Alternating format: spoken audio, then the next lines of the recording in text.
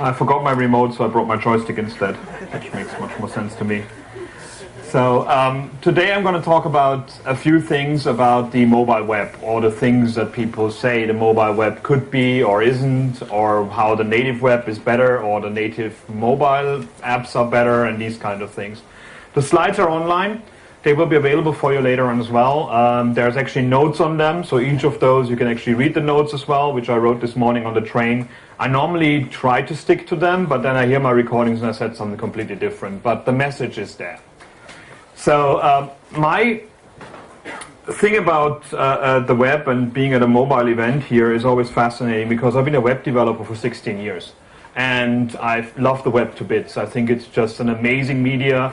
It's an amazing technology. And where we've come in these 16 years is incredible when I can see what we do nowadays in comparison with what we did in the past. And I'm always annoyed when every few years there's a new technology coming and declaring it dead and unnecessary. And it's quite funny to see those come and go, like Flash came and go, Silverlight went, all these things that basically try to be different but the same. And that's what I want to talk about. But first of all, who am I? I'm Chris. I'm the principal evangelist for HTML5 and Open Web for Mozilla, which means my main job is translating HTML to a lot of people in different environments, how to get what it is, where the boundaries of HTML5 are, these kind of things. As you can see, I'm German because there's socks and sandals. And I was a bit younger at that one as well. And there's also a secret about me. People who know me already are always scared to hear about this. And it's true, there's not one of me, but actually I've got two siblings. I've got a 5-year-older sister and a 10-year-older brother. They don't look anything like me. Actually, most of my youth I spent in our basement, because I was the redhead in the family. But it's quite interesting to see when you have these siblings that are older, you keep getting things from them that they used before. And in my case, one of the things that made me the developer that I am now was this big box of Lego bricks, where we didn't have any of the instructions anymore, what they were up front. It was just a massive box of bricks. And I loved them to bits as a kid. It's just wonderful. You can chew on them, you can throw them at people, or you can build things with them. And you can just put them together and make new things all the time. All these bricks made sense in themselves, and aligned in the right format. Actually, you made something new out of it. And that's how I became a programmer as well. I just wrote random words in, and out of a sudden this was something moving over the screen. And something that actually changed the background color, these kind of things. If you wonder about Lego, and you wonder about Google, for example, Google's colors, the logo colors, come from Lego as well. Because the first computer that they used, the case was broken, and they built a Lego case for it.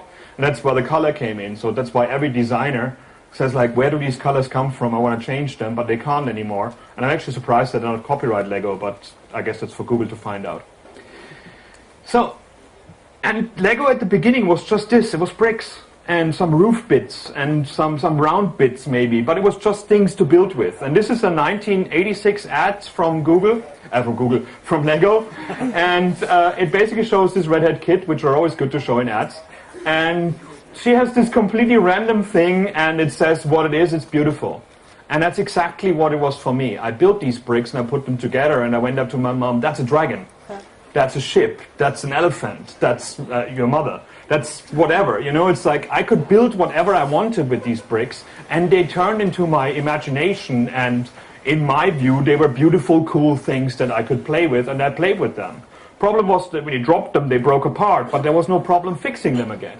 That was the other good thing about them. There was no definition of what things are in the bricks themselves. You had endless opportunities if you had enough creativity and the power to do it. Lego then moved on and became actually more technical. We had out of a sudden we had little springs and coils, and we had even motors that you can run the thing on and do some remote with a cable on it. And we had little pneumatics even, where you can push things and other things would move. So the technology of Lego became Lego Tactics, as they called it back then, where you can build real machines with it and not just bricks. Which was still cool, because now actually I could build dragons that flap their wings without me having to think of that. I could make them do that. And that was pretty sweet to do, and my parents were really impressed as well. Problem was already they were a bit more expensive, and we had this big block, and with 3 children, they're like, no, you're not going to get new Legos, forget it. And then when I was too old for Lego, now, when I didn't buy Legos anymore, you're never old for Lego, they started specializing. And now we got these race cars, and the race cars are just bigger parts that are shaped already.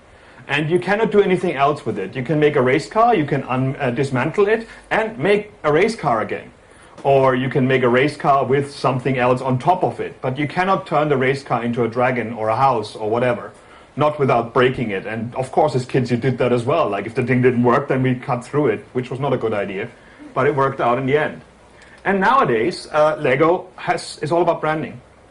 Lego has now 27 sub-brands or something like that. There's Harry Potter Lego, there's Star Wars Lego, there's Barbie Lego. They were thinking about Lego for girls. Lego was always for girls and boys. Doesn't matter.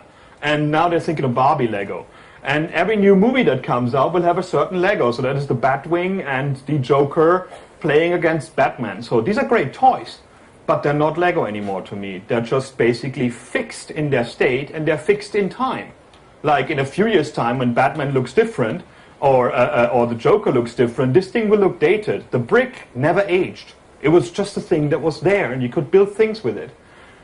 Of course, the reason was that Lego was almost bankrupt, and Lego didn't do well, and so they had to find a way to produce faster, quicker, and things that sell faster, and that's why they started with a specializing of that. Which is, to me, annoying and actually sad, and I'm happy I don't have any kids that I know of at the moment. But it would be interesting to see if the kids really want different Legos than every few months when a new movie comes out. Now, what's my point here? Why do I start talking about Lego? It's awesome, that's why. But the point that I'm making here is that exactly the same thing is happening to apps and technology on the web. We do the same mistake that, or not a mistake from a financial point of view, but the same painting ourselves in the corner in technology at the moment when we try to make apps that are web apps that really only work in one environment and only are meant for one environment.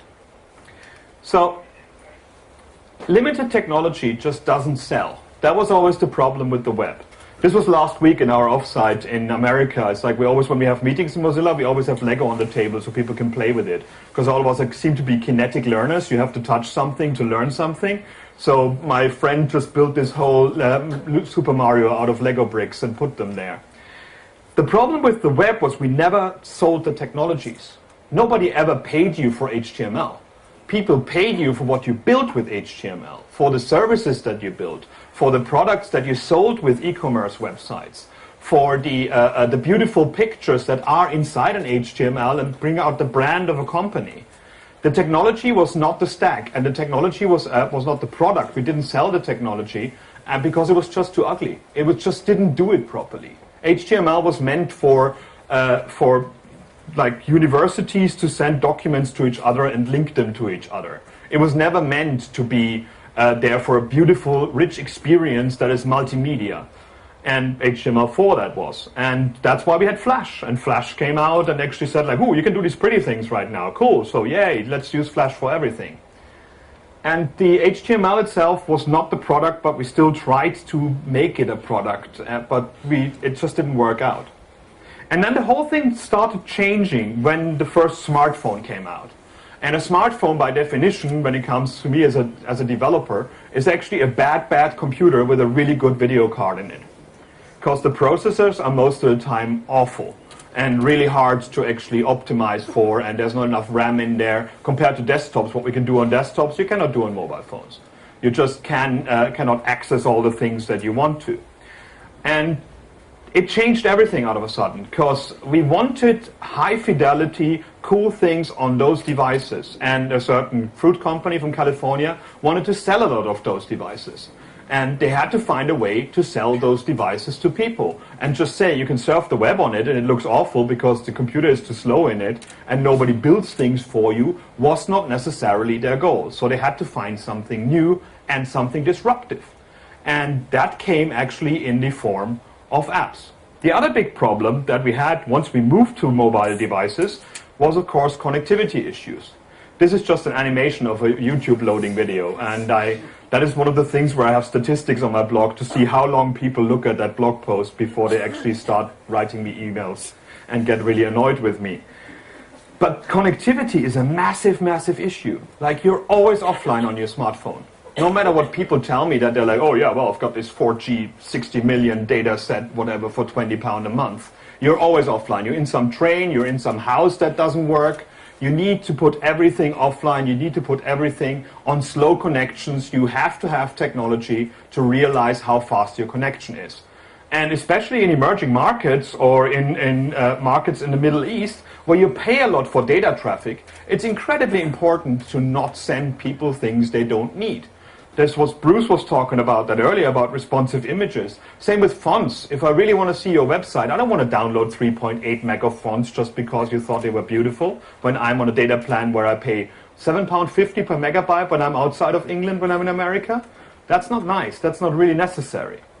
So connectivity will be a bigger problem as well. I mean, it's lovely that the iPad 3 has this massive Retina display, but our 3G infrastructure is not made for sending that much data right now.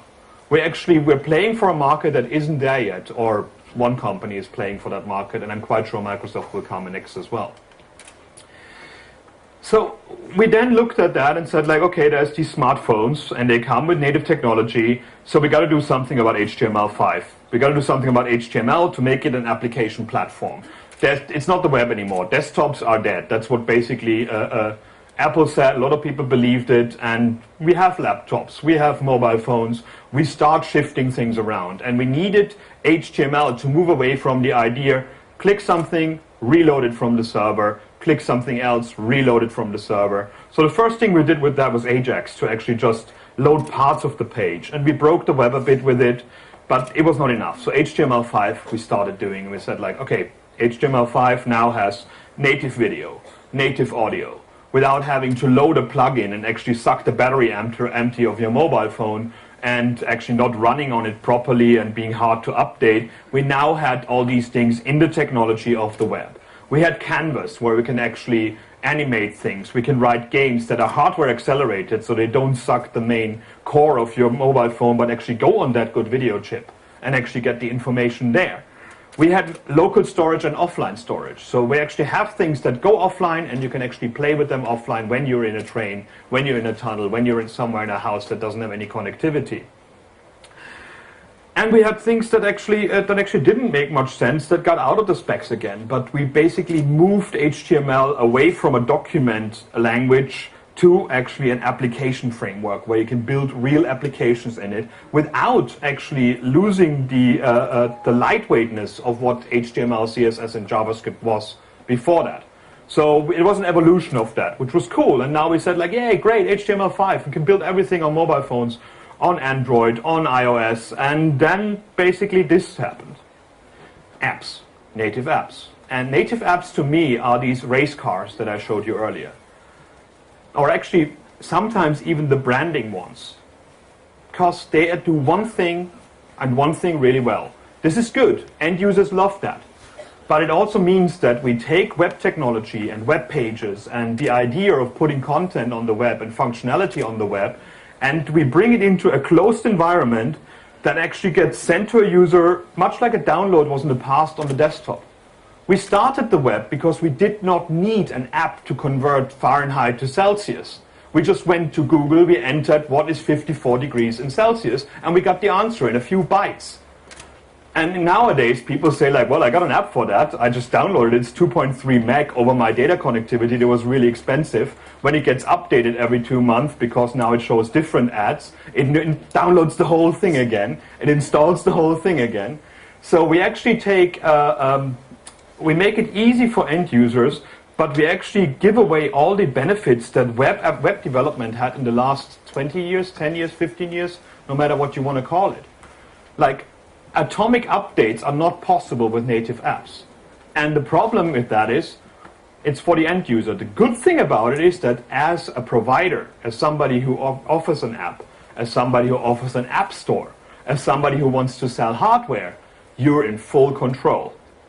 You don't have to worry about that somebody else will go somewhere else, because this is your native app that only runs on your platform and you call the shots. So we're turning great ideas and great creativity that we had on the web in the past and all the hoops we had to jump through to make things work, and we're turning it into consumer products for the web. Little things that get sold.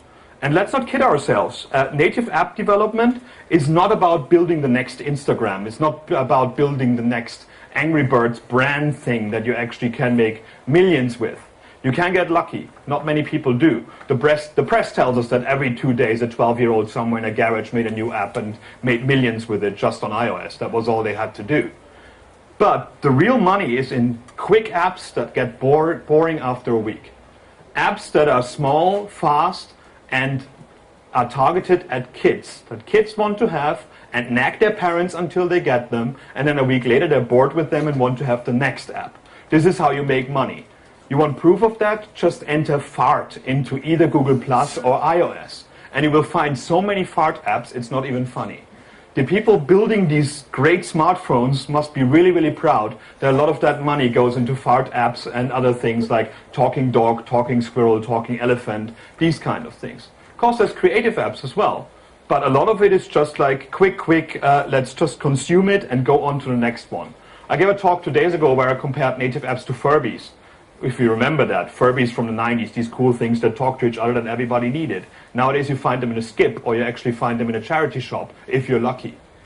These things are limited in what they do, and they might get outdated really, really quickly and are throwaway, fast turnaround, money-making little apps, which is good. If you want to do quick money apps, fair enough. If you run an app store, great for you. If your mobile phone is the only one that allows a certain app to run, even better, because people might actually buy that phone, or the kids nag their parents until next Christmas they get that phone from you. The other thing that when I talk to HTML5 about to people who are actually coming from marketing or are owners of companies and come from sales at Mobile World Congress, every single one of them, I showed them really cool HTML5 stuff. The first question was, how can I protect my code? How can I make sure that nobody can download what I have there? How can I make sure that actually nobody can copy what I've done? I'm like, don't release it. Because as soon as this thing is on a screen, people can rip it. People can find things. You can, again, look for angry. You find angry animals, you find angry turtles, angry this and that. These games have been copied millions of times. They don't have to be successful, and if they are, then you can still sue them because it's your copyright, not on the technology level. But native apps give people that idea. Like, you can protect your code. Nobody's going to touch your stuff. Nobody's going to get to your code. This is your stuff, and don't worry about your copyright. Same with streaming, video streaming, TV streaming, music streaming on native apps and also in native platforms. On the web, people are really scared of that. I know a lot of people in Spotify, I know a lot of people in SoundCloud. It's a big, big problem. YouTube goes HTML5 and actually tries to protect the stream from downloading as well, which is not the idea of open video, but we have to find a solution for that, because Hollywood is not going to go for something that can be easily right-clicked and downloaded, because obviously making millions of dollars with things like Avatar means that the pirates have won. So, does this all sound familiar to you? Because whenever I heard these questions and these discussions, I remembered years ago, Flash. Same thing. I want to use my font face that is copyrighted my company. I cannot put it on the web because people download my font then. How do I do that? Well, you put it in a Flash movie. How can I put my video out on the web? How can I put DRM on my video? You use Silverlight or you use Flash. So the technologies that certain companies that are very much about their native apps that are dead, we're actually doing the same thing. So whenever people talk to me about HTML5 versus Flash, it's not really a technology problem, it's more a problem of approach. People who don't want their content on the web will stick with Flash, because that's the only thing that actually gives them that glass shield protection of saying like, oh no, people can't download it. No technology savvy person would ever be able to open the Chrome DevTools or Firebug and right click that FLV video and save it to his hard drive. That's impossible. Nobody will ever find that out. That there's like millions of add-ons to downloading YouTube content shows that there is a use case for allowing offline content. And some people do it right, like BBC, for example. The BBC iPlayer allows you to download things offline and watch it offline, and it deletes itself after a few days. That's great. Why not? So Flash actually had the same ideals that a lot of native propaganda has right now, saying like, this is protected for you, this is yours, don't worry about it, nobody can touch that. What they both miss is that they're not easy to update. They're not easy to upgrade. They're actually dependent on something else. So, of course, it's nice to stay closed and safe. Like when I stay in my flat and don't go outside, I don't get rained on. That's good. But I don't actually get sunshine. I don't get a tan. I'm a ginger, but I don't have fun in the sun. I don't get experiences that I should get otherwise. And when I'm closed and when I'm in one environment, I limit myself, which could be good, which could be if your app actually is perfect for that one use case and you only stayed with that use case, then that's wonderful. And if you really need something that only works on one phone or one environment, that's good too. But you shouldn't see it as the norm, as the best thing ever. Like concentrating on one thing and staying close to the outside limits you in a way that actually doesn't make it yummy. And Aral Balkan kept talking about this. When you think about apps, think about food. You don't go out and say, you know what, I want to have something edible. You go out and say like, you know what, I'm really hungry and I really want something that tastes good. Something that's interesting, something that gives me a flavor that I didn't have before. So you should make things amazing and interesting. And you can do that either by building one simple thing that's amazing and interesting, but that's hard to do, and not many people get this right. Or you can keep things open and make a meal out of it. And actually talk to other things. One big thing, whenever the tone comes to Android is, oh my god, fragmentation.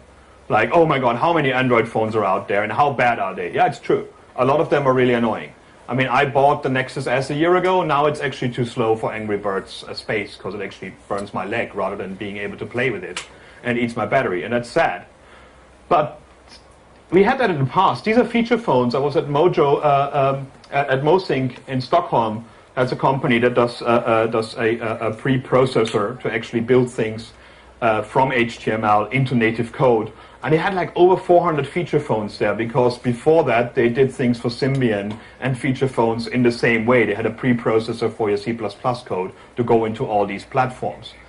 And as web developers, we've always worked with fragmentation. We got used to it. We understand that you cannot expect something to be there. We write code that has a massive if statement around it saying like, if this is there, do it. If not, I give you something up front that works.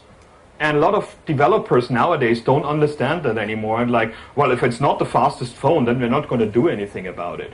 Sucks to be you. Please spend another $900 for a new phone. That not everybody can do that. So making a meal out of it versus just having a tinned tomato soup is actually the benefit of web apps. Because I can talk to other services. I can do updates that are just one level. Instead of having to say like, oh, Angry Birds has new levels, you want to download that 23 meg right now and install it and hope everything works and then it's fine. You can have a JSON object that's a new level coming in, like in milliseconds, over the line, quickly. I can send you different levels from one phone with another, with NFC, for example.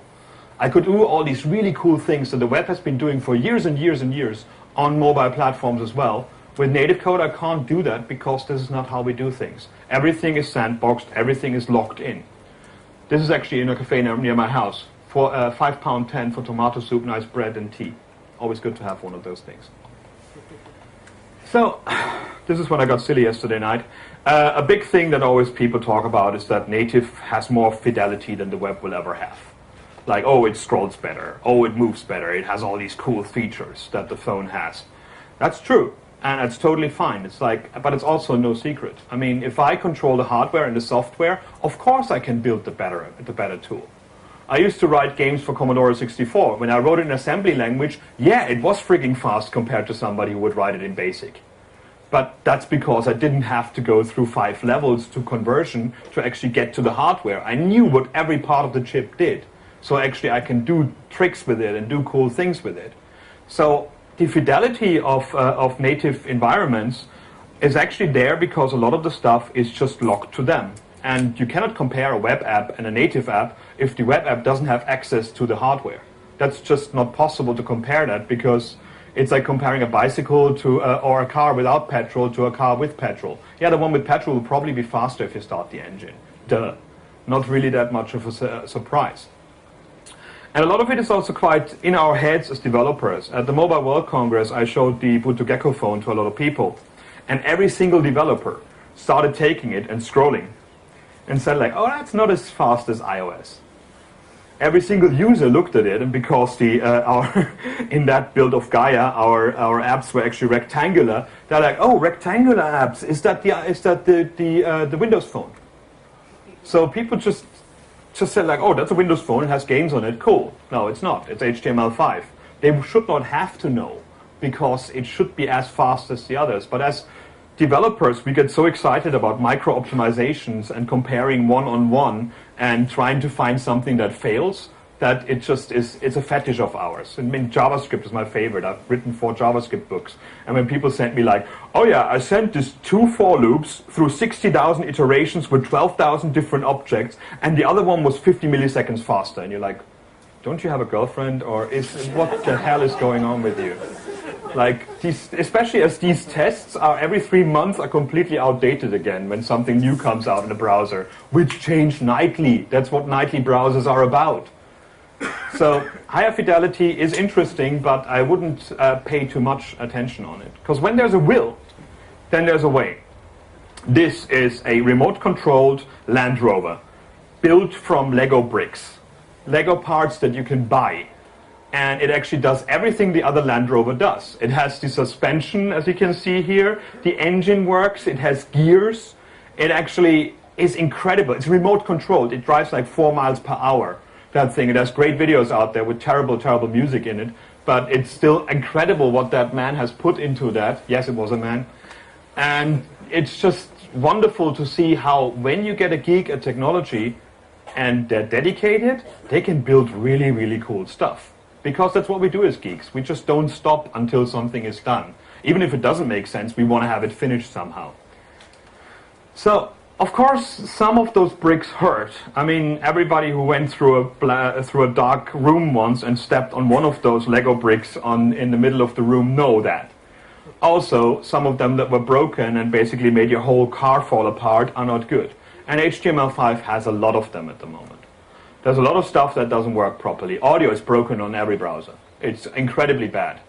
And especially in some on iOS, for example, I can play one sound at a time. I have to finish that one sound and then I can play the next one when I go through the browser, not when I go through native. And for games, having one sound at a time is probably not good enough. And that's why we built these native APIs instead to work around these issues, which then work not on mobile phones again. So even that fix doesn't work. So there's a lot in HTML5 that needs fixing, and it's not being fixed because, well, it's fixed on desktops, but on browsers that are in operating systems of mobile phones, they're not being fixed because we make money with native apps, and why would we shoot ourselves in the foot and fix things that don't make us money? This is a bit of a tinfoil hat approach to that, but it just annoys me that a company that actually claims that HTML5 was the end of desktop and everybody should do that now have such a bad performance when it comes to localhost and offline storage in their browser that I can't use it, that I can't rely on it. And that's just not the way HTML5 should work. So the way around that right now, if you want to go for the web approach, is basically to build with HTML5, JavaScript and CSS, and then use processors, preprocessors, like Appcelerator out there, or Nitobi, Adobe Cordova it's called now, or Mosync, that actually allow you to write HTML5, CSS and JavaScript as if browsers had all the things that you wanted, and then convert them into native apps for the different platforms, for Android, for iOS, and for desktops as well. And a lot of the apps that you see in public are actually HTML5 apps. You just don't know it because you bought them on a store and installed them on your native machine, which is cool. And I think it's a good way to deal with things, but it shouldn't have to be, especially as debugging is still quite a pain at the moment. Adobe Shadow is working on that, and Mosync have a tool called Reload, which is basically a Node.js server that allows me to sync all my devices to the desktop, write the app on my desktop, and when I reload it on the desktop, it automatically reloads it after turning it into native code on all the devices. So I can have like a range of my iPads and Playbooks and Androids there, and when I hit a button, it actually creates the thing on my desktop, and then I see them popping up as native implementations in those. You can see what's going on. So that's what we're working on, and what a lot of companies are working on.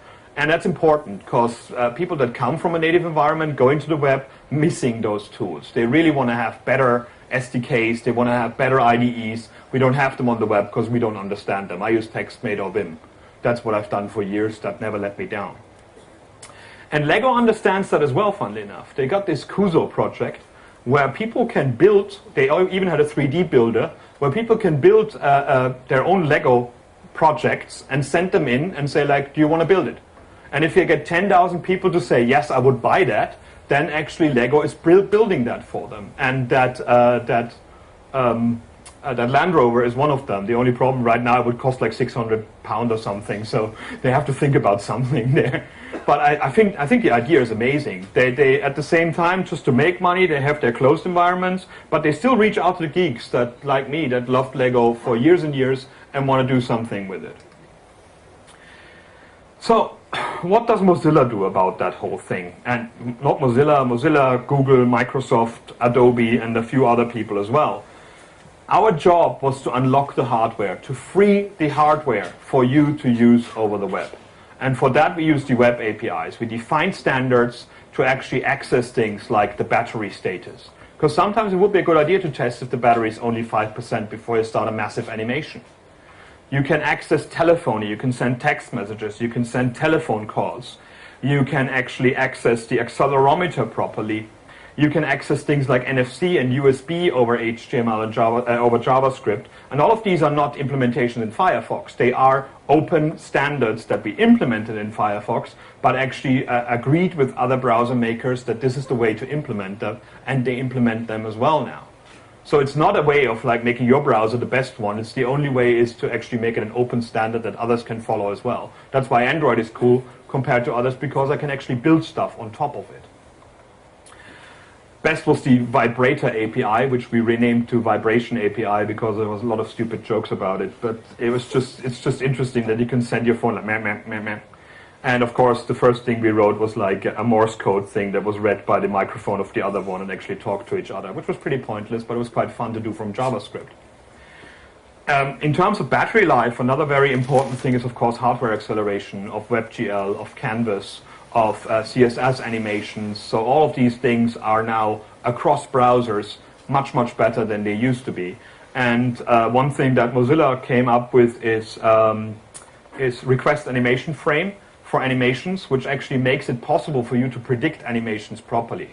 In the past, when we wrote games in JavaScript, we did like 40 frames per second or something like that. You did a timeout of like 200 milliseconds and made animation changes.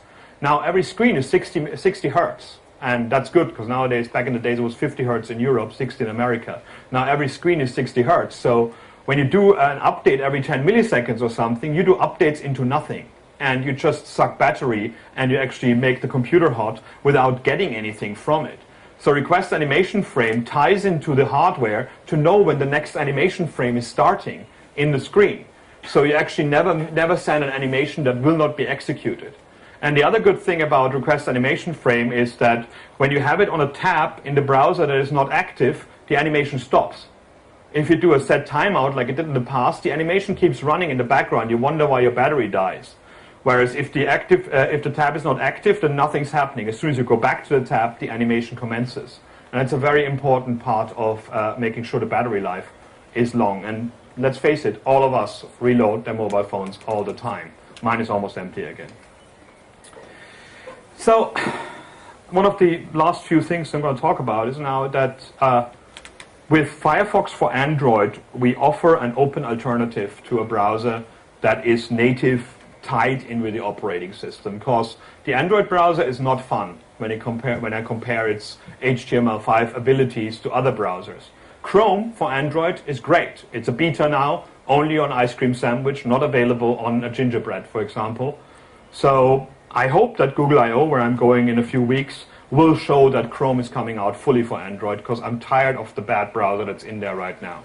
Let's not talk about WebKit Mobile, because that just pisses me off. So our alternative is Firefox for Android. It's called Fennec as a code name. And we're spending this year a lot of effort to make this a really, really good browser for mobiles out there, especially for Android, because we want to have the same fidelity in HTML5 that we have on the desktop and the same experience that we have on the desktop for you on the mobile phone. It's unfair that the browser is different just because you use your phone. And you might realize that this Fennec animal has a small mouth and massive ears. So what we need from you is bugs. We need you to try that thing out and find problems and tell us about them and actually help us fix these problems. So if you can, please download it, try it nightly on your Android, and find websites that break and tell us about them so we know what the problems are. We want to make this the best browser out there, and all the research that's going into it and all the fixes that are going into it will be open source as well, and will be actually open for people like Chrome and Opera and Microsoft to use as well. So it's an open source browser. It's the only one out there that's fully open source. Chromium is open source as well. Safari built on Chromium, not so much. And it's a good browser by now. It really, really is fun to use it. For example, accelerometer in JavaScript, like alpha, beta, gamma, was not possible in Android browser. It's totally possible in Firefox for Android. So I think it's a very important step, because Firefox originally came out to make sure that Internet Explorer is not the only browser out on the web. And if we hadn't stood up back then and say like, hey, there's standards, and we actually build a browser according to the standards that is open, I'm quite sure the internet would not look the way it does right now. Because we would all be basically in offices using the internet, and at home we would still be watching television, because we wouldn't have broken it open and made it available for everybody. The next thing, of course, is to offer a shop front. Like we have the Play Store, we have the Apple Store. We have got millions of stores for every mobile phone provider out there, which are all full of like 4 or 5 apps that nobody uses. But everybody made a store sooner or later. So Mozilla has an open app store, which is now open for developers, so you can send your apps in, and that could be an HTML5 page. All you have to do is write a manifest file to tell us what should be cached offline, and what services you want to use of these web APIs that we have, for example. And you can install that from the web with a button as well. You don't have to upload your app into the store. You can just have a button saying like, here's the manifest, please suck the data in and make it available through the store to download. So this one will be one of the main causes for Boot2Gecko and also for other systems out there. So it will be a completely open web store. I use this picture because that's again in my neighborhood, which is the only porn-free news agent in London. And it's a normal, really bad news agent actually, but he stood up to all the magazine providers that sent magazine packs to news agents, and they had adult magazines in there. And as he's not a fan of adult magazines, he said like, I don't want to have them in my shop. Well, tough luck. You have them. You don't get the other magazines if you don't take the adult magazines. So he stood up to it. He went to court. He won. And he was in The Guardian several times, and basically he's that proud of his shop and wants only good quality in there, and I thought it was a very inspiring little thing to do, and it's quite interesting to see how proud he is about it. And it's the shop next to it is lots and lots of porn, but that's a different story. So of course everybody, Boot2Gecko open web device, what's going on there? This is the unofficial logo that we started when Boot2Gecko came out, with the boot with 2 geckos, which is not going to be used, but I thought I'd give it some airtime here because Jean Martel did a really good job with that. So Boot2Gecko is an operating system for mobile phones, for an open web device that Telefonica and Francisco earlier showed everything about that, and they have a few here, I have a few here. The idea of Boot2Gecko is to free the hardware and free the operating system to make a really affordable device. So what we did is we took the core of Android and got away of the middleware. We don't use the Java, we don't use any of the things that are in the middleware of Android, and just put Firefox on top of it. So you got all the device drivers that were already written for Android and already work across the different mobile devices, and you talk directly into the HTML5 engine of Firefox, which is Gecko, without any middleware in between. Everything you see in boot to Gecko is HTML5, JavaScript, and CSS. The operating system itself, the way you extend the operating system, the way you write new drivers is JavaScript. The way you actually extend it and put your own apps in is just a JavaScript and a manifest file. That's why the phone boots in like 12 seconds at the moment, and probably going to be a bit more later on. But it's incredibly lightweight, and that allows Telefonica to release a phone for the price of a feature phone, a smartphone that is web enabled and allows people in Brazil and other countries where iPhones are not affordable at all to actually be online and use that wonderful internet that we have on their mobile devices, because at home they don't have a computer either. So by next year, Telefonica is going to release the first boot to Gecko phones in Brazil, and I'm flying a lot in between Brazil and here at the moment to actually talk to developers over there. We're bringing out the whole documentation in Portuguese as well, which is quite hard to do. But the mailing list is open, the meetings are open, there's a wiki page on boot to Gecko. You can download it, you can build it yourself, you can run Gaia, the interface, the HTML5 interface of boot to Gecko in a browser. You don't have to use a mobile phone and brick it if something goes wrong to actually try it out. There's a simulator out there as well. So the whole thing was meant to bring the web to a mobile device, not bring a mobile device to the web. And I think that's going to be incredibly powerful, because right now you can only customize the interface of a phone to a certain degree. If you want your logo on top and 3 buttons under it, with an iPhone that's impossible. With an Android, there's probably partnership deals that you can do it, I don't know. With boot to Gecko, you write an HTML page and you put that in there, and this is your phone. The opportunities that we have with that are incredible. Imagine a kid's phone that just has 3 buttons: call mom, call school, go for breakfast, or whatever. Imagine a phone for the elderly that has massive buttons just to call their different friends. And all these things could be built for a few $100s rather than like $1,500, $1,600 for a smartphone that gets outdated and is really hard to upgrade. With a few people, very creative people, I'm thinking about other things. Like, imagine my phone, when I go to America and I put a different SIM card in, I get a completely different interface. And automatically all phone calls that I do from that phone will be routed through voice over IP, rather than charging me on that card that in America doesn't have free calls. What about if you want to actually, as a phone provider, you want to put the SIM card in and have a different phone experience, have your logo on there, everything quite simply. These things can be done without having to build extra hardware. So it's a completely open web device that allows you to build websites that are a phone interface. And it performs incredibly well. It runs WebGL. It does all the HTML5 stuff that you want, because it's actually Firefox on top of it. So one big request that a lot of people have, Microsoft, Google, Opera as well, is an end to monoculture.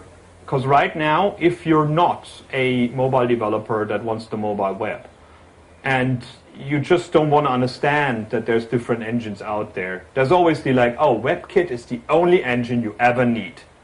That is utter and totally not true. I'm not going to say angry words here. There is no mobile WebKit. There's a difference between WebKits and iOS, in Android, in different parts of iOS, on tablets, on providers put extra things in WebKit to actually make that out there. Just saying one engine is enough is not true. And even if you don't, I don't want you to write things for Mozilla. I don't want you to write things for Firefox, for Opera. What I want people to do is not write only code for WebKit and block out other browsers. And this is happening right now.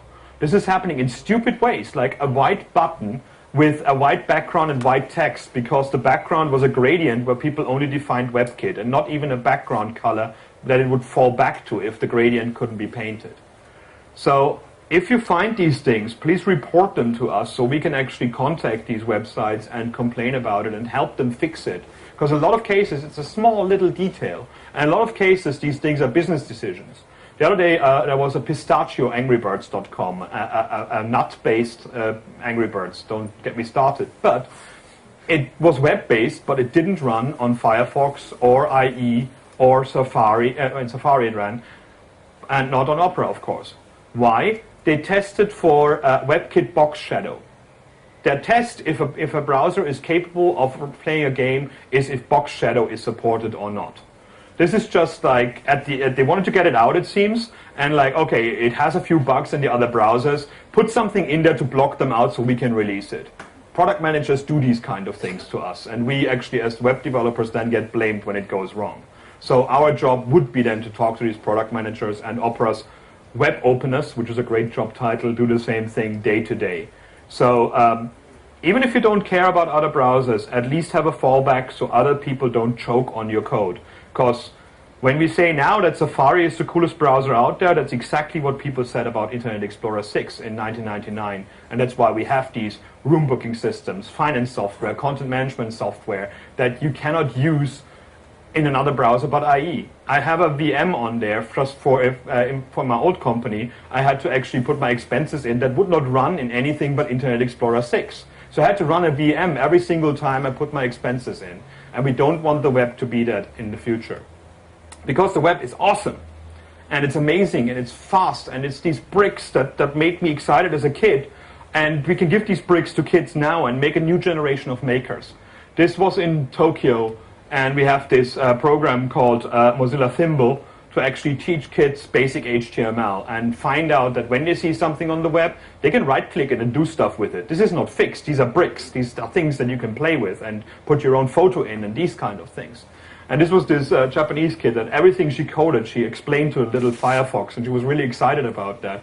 And I love that to bits because that's the kind of generation I want. I want kids in the future to have the same experience that I had with my Lego bricks, to basically make a dragon out of nothing, make a ship out of nothing, and turn that ship into an elephant, not because I should be blocked out from doing that. I should be allowed to have the simple web technologies that we have now, and my imagination is the only boundary. So if you want to know more about this, come visit us. We have an office now for like 3 months. This person's sitting here all the time. I'm hardly ever there, but I try to be when I can. It's on 101 St. Martin's Lane, floor 3 in London. And it's basically a 5-minute distance from Leicester Square. And the difference about this one to other offices is it's an open space. We got about 12 people working there, and the rest you can come in, sit down, use our wireless, have a coffee, do some code. Talk to us about things that when you get stuck, show us some things that you want to partner with. If your company is out in the sticks and you want to have a meeting room for an hour in the middle of the city, just come by, you can get that meeting room. Clean it up a bit afterwards, that would be nice. And when we opened that, I thought, okay, within 2 minutes they would have raided our fridge and homeless people would sleep in there and things like that. But nothing yet. So when you trust people, trust comes back, and it's a wonderful experience. And so far, everything worked out fine. It's completely open. Well, of course, there's a door, and we lock it at night. But you don't have to be a Mozilla to be there. You don't have to be a contributor or a core team member to actually be there, and you can just sit with us and have a chat. And that's the cool thing about working for Mozilla. It's just a foundation for the web. We were made to keep the web open, not to sell things. And that just makes me really, really happy, because I'm shit at selling things, obviously. So that's all I had. So this was the state of the browser, all the browser vendors there, and Apple was an apple on the table. But I'm not saying more about that. So thanks very much.